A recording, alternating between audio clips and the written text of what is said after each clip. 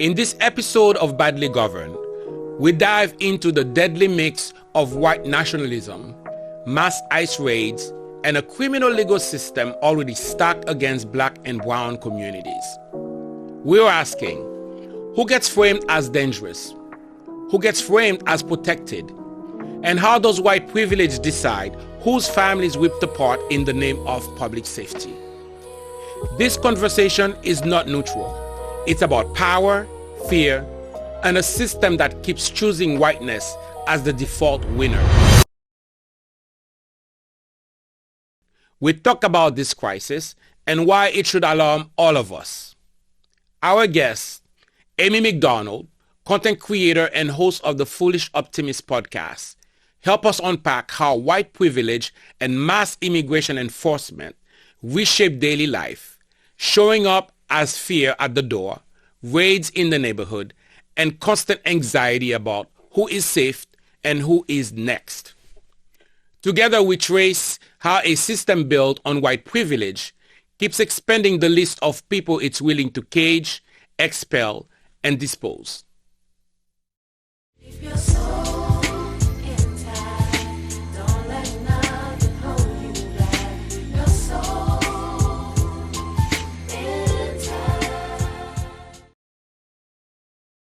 Amy McDonald is unapologetically outspoken and believes that paying attention to injustice should move you. Raised in the South, educated in D.C., and shaped on the street of New York, she uses her platform to inform, inspire, and encourage people to speak up, give back, and join movements for change. She's a podcast host, content creator, and a graduate of the George Washington University's Elliott School of International Affairs.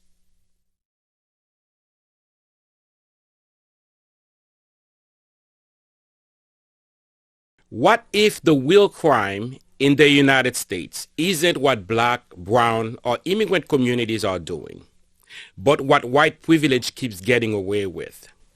Joining us from Germany, this is Amy McDonald, host of Foolish Optimist podcast. Welcome to the podcast, Amy. Thanks for having me. Thank you.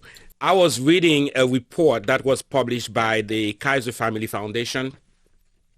And in that report, it shows that people in ICE detention face very serious health problems, including untreated mental health conditions as a direct result of how the system operates. So if this is what law and order produces for detained migrants, why do we keep calling it law and order when the law protects whiteness and orders everyone else into cages, raids, and fear? One of the most important things to understand that has taken a lot of people like myself, white people, to understand is that white supremacy has a very great marketing team, right? Some of these things that generations of white Americans believe don't align with what they're actually saying at all. And I think that really has to do with years and years and years of conditioning.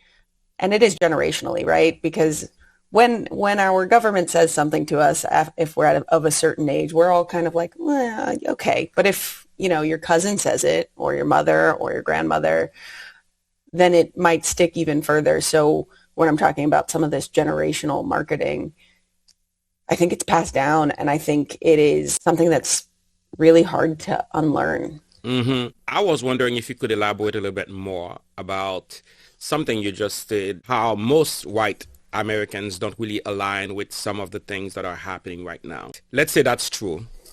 Why? Well, I don't think most, sorry. Okay. I don't think most white Americans are not aligning with what's happening right now. I do think most white Americans align with things that are said to them, even when their own eyes and their own ears can see that it's not the truth. Totally. And I think that does come from generational white supremacy. Right. So you think it's that conditioning, like over time, us being conditioned to think a certain way. So, okay, I see what you're saying. Now, there was a national study that actually was published in the American Journal of Community Psychology. And the study reported that aggregated and immigration enforcement is linked to higher rates of poor mental health, as the Kaiser report stated as well. But this one stated specifically for the Latinx community was mostly the community that was affected by this the most. So if white families are being dragged out of their homes, let's say around 5 a.m. by ICE, would this country still call this border security? Because that's pretty much the excuse that they're making, or the narrative that they're using to justify the way that they are treating the Latinx community, right? Or would we finally name it like state violence, for example? Okay, so I think we're getting a little bit of a preview of what some white Americans think. White Americans are kind of broken up into a couple of different groups. There are white Americans who are very happy with what's going on in the United States right now. And that is a chunk of white Americans. A lot of them, I post on the internet. Believe me, I hear from them all the time. And then there's a chunk in the middle who kind of just say, oh, it's like, it's out of our hands, right? You know, I didn't vote for this guy, or I did vote for this guy. I don't really believe in what he's doing, but they kind of keep their head in the sand. Maybe it's four groups, because there's people on the left who are now waking up to this, right? And we are getting a little preview of what people who even claim to be liberal and claim to be a far left are like, oh, they're shooting us in the streets now that one white woman has been shot in a state-sanctioned murder. And it's very frustrating to me, because they're not shooting us in the street historically, right? That's not when you think about data-wise what's happening, there's been so many other murders, and they are state-sanctioned murders, right? These are government workers with guns killing people. And it's crazy to me, because there is so much conditioning even in the white community. They're saying the same line they said when they saw, Eric Gardner in Staten Island get murdered. They're saying if he'd just listened, he wouldn't have died. They said the same thing about Renee Good. So there's a preview of what we'll see, because I don't even know at this point if that very far right group of white Americans would call it state violence. I really don't. I think everyone else would. I think people would turn around and say yes. And that's how I know that some of this like white supremacy stuff is so deeply ingrained. Right. Because people they're not even recognizing it. And then they're standing up and saying, they're shooting us in the street. And I'm like, no, they're shooting our friends in the street, and they have been for years. Yeah. Like it is frustrating. I would be interested in the breakdown, like basically the demographic of those four groups that you just talked about. What do they look like? Who are they? I also want to add this question then. Doesn't this shows that how state violence is treated as normal when it targets Black, brown, and immigrant communities, but it sort of almost is unthinkable when it comes to white families? It is, right? Of course it is. That's what's driving me so insane about so many people who they claim to be, for the people. I've marched with some of them at Black Lives Matter movement. That's what's not connecting in my mind, is that like we were all there together standing up because we believed that this was state-sanctioned murder against George Floyd, against Michael Brown, against Breonna Taylor, Philando Castile. I mean, the list goes on and on and on and on. And I think you're absolutely right. Yeah. We've normalized this. And I heard another podcast literally call them state-sanctioned snuff films. And I was like, that's what it is. They make us watch murder on our phones and on our television, and people have become either numb to it or like just look away. And I don't know how they do that. And I just can't understand. Like, I really don't understand that. No, it is definitely unsettling to know that people could become numb to something like this, to be quite honest with you. It's almost sinister and troublesome. Our society is sort of allowing this to occur without consequences or accountability. So that's the other side of this, is where we're even seeing, you were talking about those different groups of white people. We are seeing some of those groups of white people treat Renee Good the same way they treat an Eric Gardner or a Michael Brown. And I think it goes back to some of that conditioning. I also think, the last 10 years in the United States has created even more of a polarity between the right and the left. A lot of people on the right want to see state-sanctioned violence against the left, right, unfortunately. And that's I don't have facts and figures on that. I don't think they're polling on that. That's right, just what I've observed. And they cheer it on, and you're like, wait a minute. Are we, like you said, it's sinister, and it's really sad, and it's like, are we that just cold and disregarding of any human life? What is the real crime do you see in how law and order is being deployed here? The real crime is, it has to do with white privilege. It has to do with accepting the fact that we've allowed two different judicial systems to exist, two different experiences in the United States completely, right? There's an experience for white people and there's an experience for non-white people, right? And when we talk about this law and order and when we talk about what the different reactions are between white people and non-white people, it's like, well, the white people experience America in a very different fashion. That's very true. So I think, I think it has to do with white privilege. It has to do with what we allow white people to get away with, but it leads to two completely different systems. Who gets framed as dangerous versus protected? And according to the Migration News, hundreds of immigrants are dying at the border, the U.S. border, southwest border, to be more specific, while thousands more are disappearing in transit from the border or wherever they were being detained. And Campaign Zero shows that black and brown people are still several times more likely than white people to be killed by the police, none of which is treated as a national emergency, which is a little disturbing to think that all these events are occurring in large numbers, yet it's not a national emergency.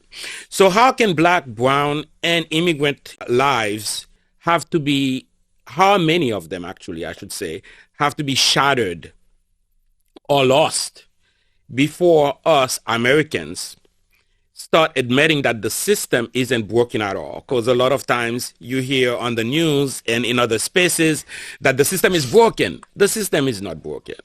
The system is working exactly how it was designed to work. So can you elaborate on that?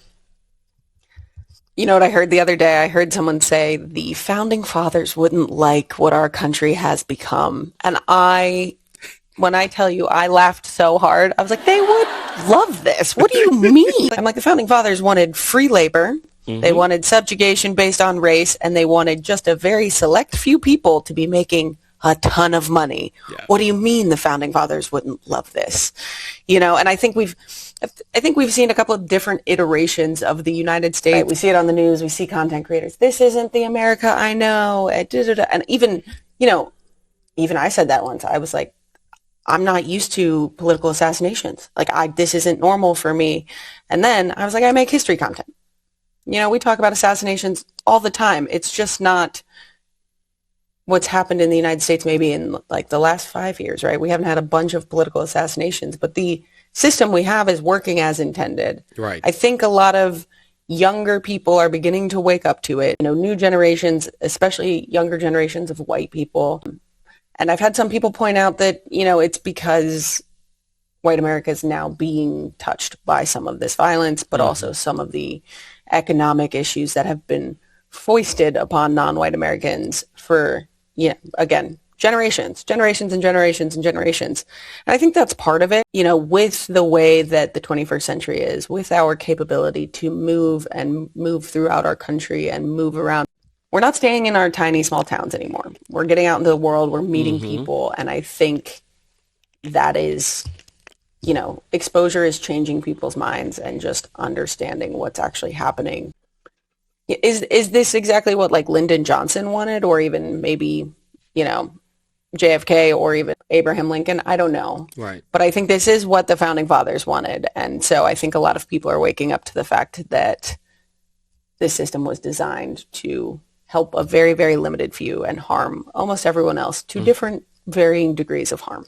Right. So this is kind of like it goes back to colonization, right? And capitalism as Yeah. well as globalization. So it's kind of almost like intersects with all three, right?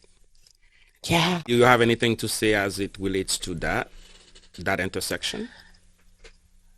I've spent a lot of time trying to figure out if it's kind of like a chicken and the egg situation in my mind, right? Was it capitalism that bred this white supremacy, or was it white supremacy that bred the capitalism, or is it this like creepy amalgamation of both that is kind of a perfect storm that leads to what the United States is? And I think it's the third option. It is an opportunistic moment that allowed these, again, founding fathers and some of the uber wealthy people to do what they wanted to do, which was subjugate people based on race. Mm-hmm. And we do feel the ripples of that every day, no matter what people.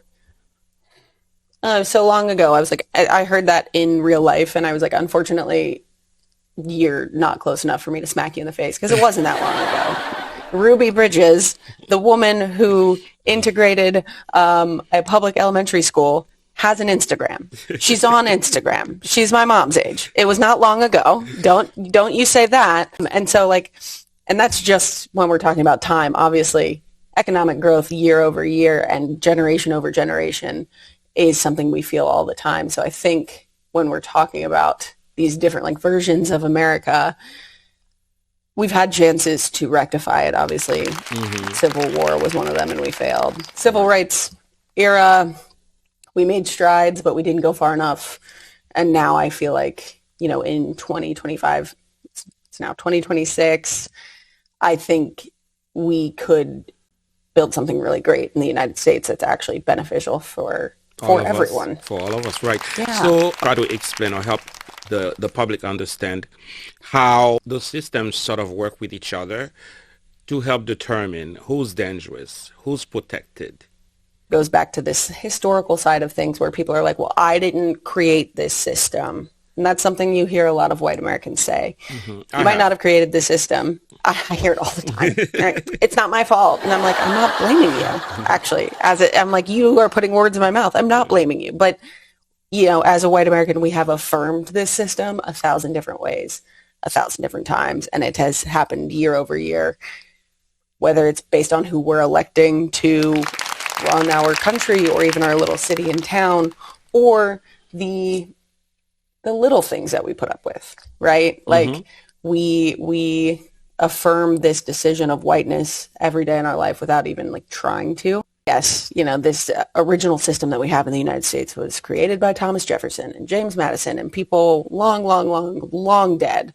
But also like the people in Congress doing it today are doing the exact same thing again. And half the country elected them. But of course, there's so much more to these elections, right? They've rigged the system so that people who don't look like them have less representation. And unfortunately, we kind of have to create a law for like every single loophole that the government could possibly have, because people will take advantage of it if they can, and they are, and that's what we're seeing now. Yeah, crazy how we give them like unlimited power and they take advantage of it. Shocking. So Urban Institute found that 1 in 6 adults in the immigrant families avoided routine activities like driving and going to school. You probably have heard of some of that in the news anyway. Yeah. Seeing health providers or even talking to the police. Now they're a little worried about doing that because of the fear around of immigrant status. And those who have avoided activities were more likely to report serious psychological distress. So there's like a huge mental health implications to this. Research on ICE raids in school communities shows that children experience profound emotional harm, including anxiety, trauma, school avoidance. There's a huge fear of threats of deportation on a daily basis that these children are demonstrating. So why do we treat white fear as a national emergency, but black and immigrant terror, because they are indeed being terrorized by the ICE raids and guns and prisons or detainment facilities that they actually house them in? Are there acceptable collateral damage? White fear changes the status quo in the United States. So white fear, despite what some very, very vehement racists will tell you, the majority of the United States is still white. Mm-hmm. And so there is a tendency to either play up white fear to get people to do what you want. I spend a lot of time talking about this with people who watch a lot of Fox News, and I try to ask them to think about why someone would want you to be afraid all the time. Why would they want to do that to you? Like, what did they gain out of this? And that's part of why white fear gets taken as a national emergency, because it is a very powerful tool that a lot of people can use, and they can use it nefariously. And that's what's happening right now. And it has always been that way, right? Yeah. Like, Black and brown Americans and immigrants have been terrorized by white fear all the time. I read this heartbreaking book. It's about Rosewood in Florida, and it's one of the hundreds of Black towns burnt in the early 1900s. Right. And it was started because of, white fear. Literally, a woman was afraid that she was going to get caught by her husband for having an affair. So she lied, and she said that a Black man had raped her.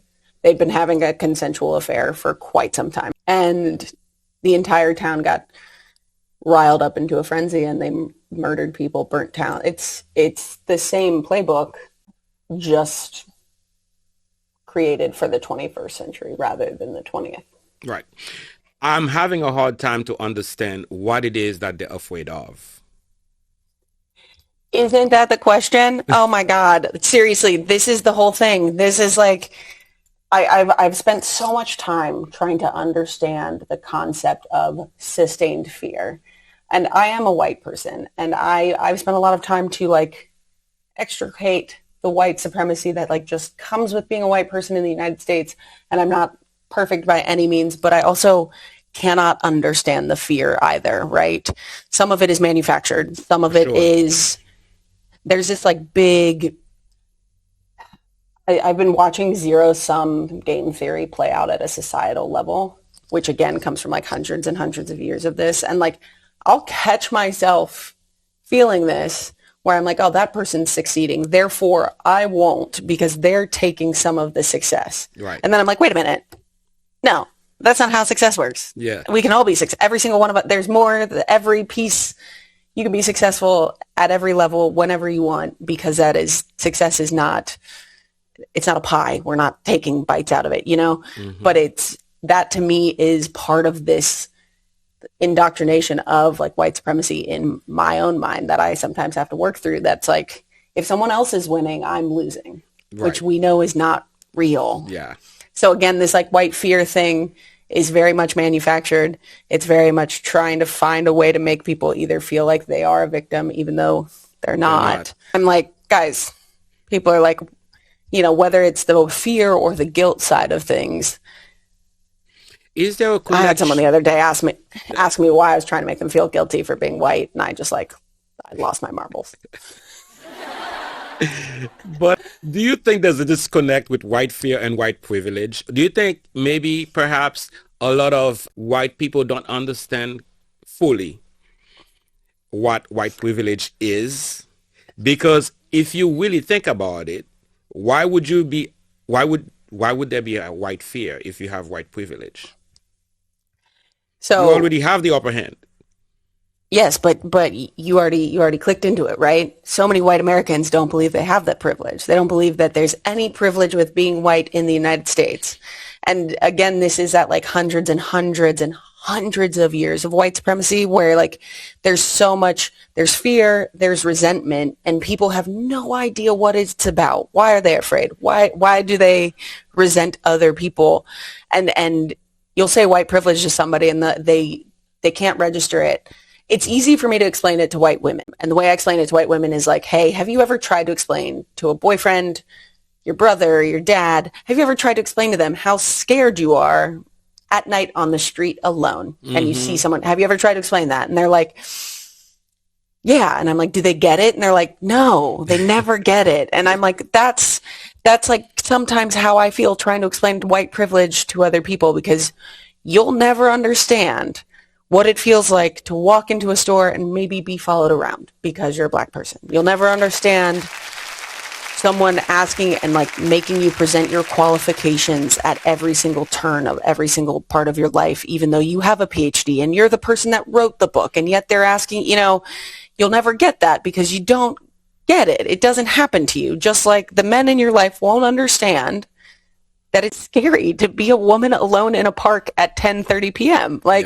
They won't get it. And so I've found it much easier to explain it to white women than to white men. And I'm still working. I'm going to find a way to explain it to the white guys, but we haven't gotten there yet. But a lot of them don't even agree. A lot of them don't even understand, or they reject the premise completely. Yeah.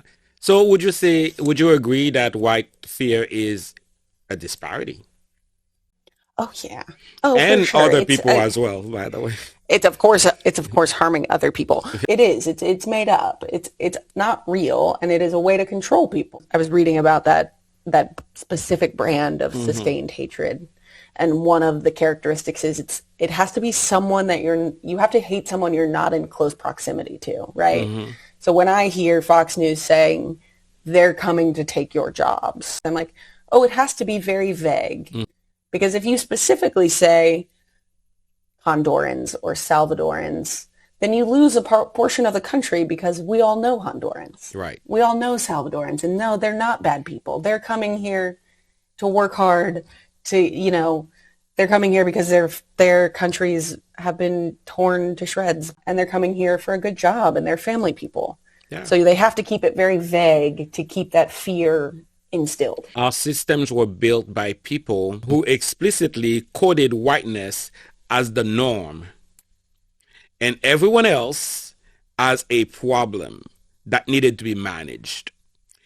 So who decided whiteness gets to determine or define who is illegal, who is dangerous, who is deserving, and why do our laws still obey that decision today?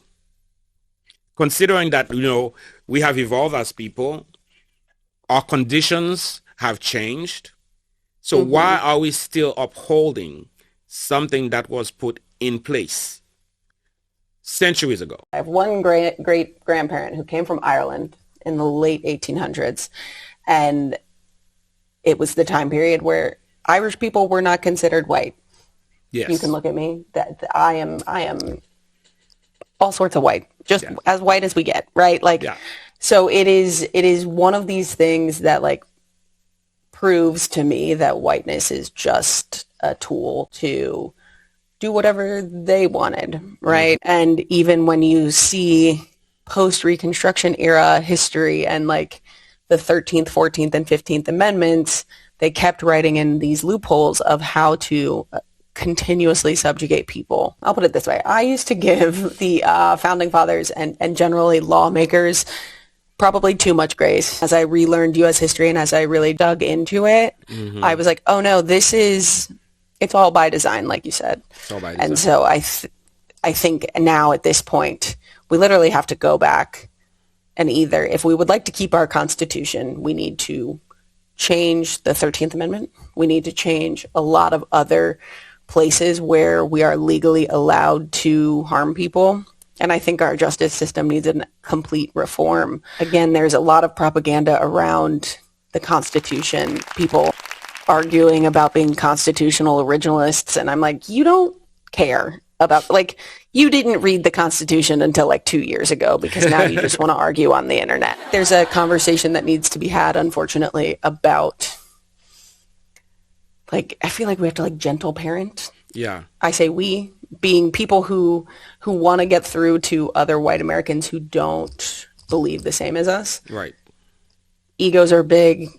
They get hurt feelings really easily. And it's very frustrating to try to explain, like, the Constitution's supposed to be a living document. They didn't know you and I would be able to record a video while you are in Massachusetts and I'm in Germany. Like, exactly. Yeah, we need to change the laws. Like, what do you mean?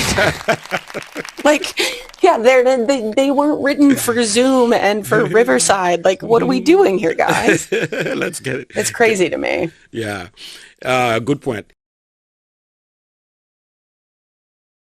So in the same report from Kaiser Family Foundation and the criminal legal research make clear that the system reliability protects some groups and punishes others, especially Black and brown immigrant communities. It seems to be like the target of choice, right? Oh, yeah. So if we know white privilege is fueling who gets protected and who gets punished, what does it say about us when we normalize silence instead of demanding abolition level change?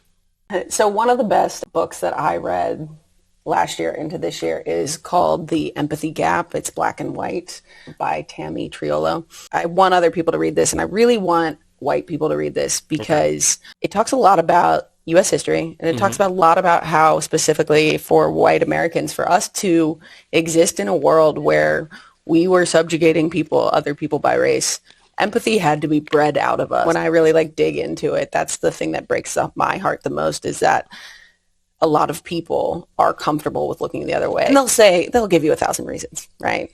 You know, I voted for Trump because of the economy. And I'm like, well, you also voted to rip families apart. And if you love the economy so much, why aren't you mad that we're spending billions and billions and billions of dollars to traumatize people and children and families? And you know, like, if you're really about the economy, you know, so they'll tell you all these different reasons. But in reality, I think what has happened is that, like, white Americans need to find their empathy again. They need to break generational curses. I think that's something that needs to be done. And I think it is happening. I think we're watching it happen. It's just a slow process. And so when I see people who are, like, comfortable with it, unfortunately, I don't have empathy for them. Right. I can't find it. My empathy is limited. And especially if they're an adult. If they're a child, you know how sometimes they'll parade children out who are like, this is great. I'm like, I have empathy for them because they've been born into something that they don't know enough about yet to really work their way through it. But for the adults in the room who believe that this is normal and that this is, like, the way forward, I think it says that they've literally, like, their soul is broken and they need to find a way to recover it. So I think this is very interesting what you just said. Well, one, I would like you to take us there and help us understand the spaces where you feel like these changes are happening, where people are starting to really understand about themselves and the historical context of many of the things we talked about. I can tell you my neighbor, who's white, you know, came out to me when this whole thing started earlier last year, 2025. And the very first thing he said to me, it's not us. It was a previous generation. It's a previous generation prior to us who doesn't want change. I didn't know what that meant, to be quite honest with you. I was looking at him like, that's an odd thing to say. I just said hello, and then that was your response, right? You're like, good morning. Sorry, this is okay. Yeah. So I would like to understand a little bit better. Where do you think some of these changes are happening? Because from a Black perspective, and I'm not speaking for the entire Black population, but I personally am having a hard time seeing, or maybe I don't see enough changes occurring. I agree with that. Yeah. I don't see enough either. My podcast, The Foolish Optimist, I interview a lot of candidates running for office who are going to be working together once they're elected to make some big changes throughout the laws of our land. And they are younger people, and they're a very diverse group of people who, like, have the intention of working together rather than working against each other. Granted, they're all very liberal, right? Like, probably further left than the Democratic Party of today. A lot of this starts there while we're all still marching in the street and we're all still demanding change. I've seen it a little bit specifically. This is one of the best parts of the internet, that people are learning so much more and they're getting it from different sources. And I think there are people my age, younger, who are well aware of the fact. There's a couple of different angles to it, right? I think some people just want true and absolute abolition as it pertains to police. I was talking to my one friend about it, and this was years ago. I was like, I'm not sure if I'm like there for abolition of the police. And then the more I learned about the Justice Department and judicial system, I was like, oh no, we have to. It's the only route. Why? Why do we have to do that? Because that kind of takes me back to the Black Lives Matters when they were saying defund the police, right? So it's not even defund it. We have to like deconstruct it completely, because the judicial system is two different systems. The judicial system is so tainted, right? You were talking about who gets to decide what's illegal, who's illegal, and where whiteness fits into that. Blatantly, blaringly apparent, not just with the way the police treat each other, but the way judges treat each other, or the way judges treat black men versus young white men. I mean, the Brock Turners of the world, I don't know if you remember him. He was the like swimmer from Stanford. And it's all so, to me, it's all so tainted by white supremacy that like, it is hard to say, you know, we could reform the police department, because if we reform the police department and then they go in front of a judge who says, oh, like, you know, you're a nice white kid swimming at Stanford, it's okay that you raped a young woman behind a dumpster and 2 people found you and we have witnesses, versus a young black man who was accused of rape. No witnesses, very different experience. And so I'm like, years ago, I was like, I think we could reform this all. I think we could change all of it. And now I am more on the like purely abolition side and starting from scratch, because do I know how to do that? No. I'm not smart enough for that. I'm not smart enough. Okay, I was like, he's going to follow up with, do I know how to do it? No, I don't. I have a follow-up, but that's not it. No. But I wanted to know though, but do you think that goes far enough? For example, when I look at some of the decisions that are coming out of the Supreme Court, they are the people that actually make sure like the laws are interpreted and implemented the right way. The police is really sort of doing their job by implementing the laws as they were written. Certain rights and privileges were given to them. And so do you think that what you just described goes deep enough? Do you think it will really address the issue unless if we tackle it at its roots? I think it's a start. My issue with the current system that we have is that we allow the white supremacy to kind of like seep through in every single form or fashion. One of my favorite historians, Tad Surmer, he mentioned, you know, he was talking about those different versions of the United States.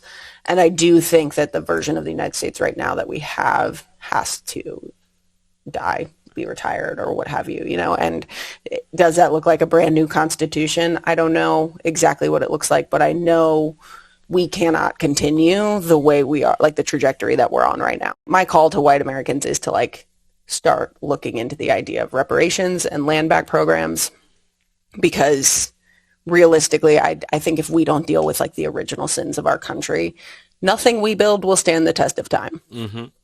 It's also worth noting that everything we have set up right now is not really being followed. And there is no one at all that I can see who's trying to hold anyone accountable for not following the law and the frameworks that we have in place, that were put in place. They were not perfect by any means, but they were there for a reason, a particular reason. Yeah, exactly. So, but who's like watching? You know, I don't know who's watching. Who's watching? I just want to know who's watching. So when we look at how the systems actually work currently, who gets stopped, who get detained and deported, it becomes very, very, very clear that the public safety is not the whole story here. You know, there is something else, an underlying issue. So when white privilege shows up as badges, guns, and deportation bosses, why do we still frame this as a fight against crime instead of admitting that it is about preserving a racial hierarchy, because that's really what it's doing. Oh, it's 100% what it's doing. Are you kidding? So, when we think about this historically, back in the 1920s, 30s, 40s, you could be a member of the Klan and be the sheriff. Yeah. In fact, probably in many parts of the country, it was very much encouraged. We had people who were on the Supreme Court, people who were congressmen and senators. They were part of the Klan. And this is, when we talk about what's happening in our country right now, I do feel like we are literally being run by a white supremacist organization.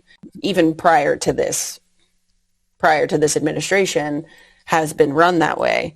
So I think it's very hard for basically everything we've talked about requires a chunk of white Americans to release their whiteness. Mm-hmm. And I think a lot of white Americans are very scared to do that right now, right? Because Renee Good was murdered just a few days ago, less than a week ago, by ICE in Minneapolis. Mm-hmm. And, by being a queer woman in a queer relationship, she was married to her wife, and also by inserting herself into a situation, a lot of Americans saw what happens when you choose to forgo your whiteness. Mm-hmm.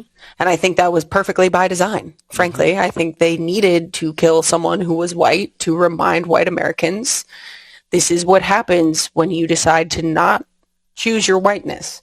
And it's not what they're saying, but it is what's in our little subconscious reptilian brains. It requires white people to wake up. What is it that you want your listeners to carry with them from this conversation? And what do you hope they would be compelled to do? Is there a call to action, something you want them to do in order for them to be part of the solution? Yes. So I think the thing that I would want a lot of listeners to hear and feel is that we are, at the end of the day, we are human first. We are just all on this earth together, and we're trying to make it work. There's a subset of people who want to use all of us to make money, and they want to use our fear. They want to manipulate us to get there. And so if you are someone who has the privilege to either go out and protest or go be a part of ICE Watch and things of that nature, I hope you will get involved and you will find a way to just fit in.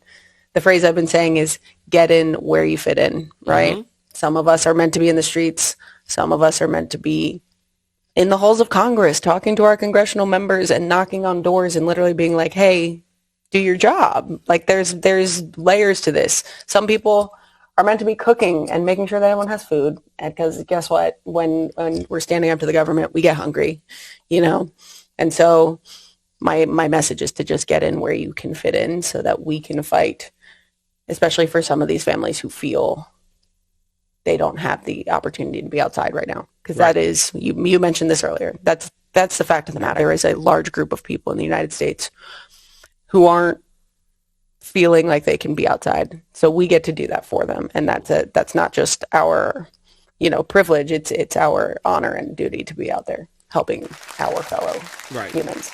Agreed. Thank you for that. We should extend that fight a little bit wider. The country is at risk. The country is under attack. Future generations are going to have to live with the consequences of our actions today, and those are going to have huge consequences. At a very minimum, people should care about that, about their grandkids and their grandkids' kids, and what kind of world do they want to leave behind for them? Do you really want a world where we all killing each other, hating each other because of the color of our skin, and continuing the legacy of colonization by entering spaces and just take away things that don't belong to you without consequences?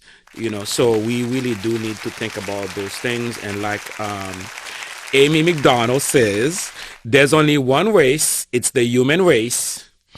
And we should all try to do better, whatever we can in the spaces that we can, and try to leave a better world for our kids. I love that.